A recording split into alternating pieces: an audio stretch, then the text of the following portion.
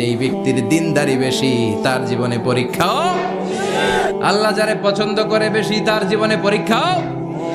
নমরুদ বলল, ইব্রাহিম ঈমান ছেড়ে দাও, তাহলে জানে বেঁচে যাবা, নাইলে আগুনে ফেলবো। সাইয়েদনা ইব্রাহিমের এক কথা, জীবন যাবে কিন্তু ঈমান যাবে।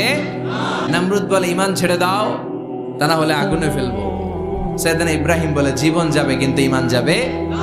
তার মানে আগুনের পরীক্ষায় পাস। চিল্লায় বলেন, আগুনের পরীক্ষায়। পরীক্ষা নাম্বার 2, একটার পর একটা পরীক্ষা নিতে আল্লাহ শুরু করলেন। আল্লাহ বললেন, ইব্রাহিম যাও, কলিজার টুকরা সন্তানকে আর হাজারকে মক্কার ধুধু প্রান্তরে ফেলে দিয়ে আসো। ওখানে মানুষ নাই, প্রাণী নাই, জনমানব শূন্য, দেখি আমার কদ্দুর ভালোবাসো। বলতে দেরি, টু শব্দ নাই, মরুভূমিতে ফেলে দিয়ে আসলেন। তার মানে পরীক্ষা নাম্বার 2তেও, কথা বলেন, 2তেও। পরীক্ষা নাম্বার 3, আল্লাহ বললেন, ইব্রাহিম দেখি তোমার হৃদয় আমার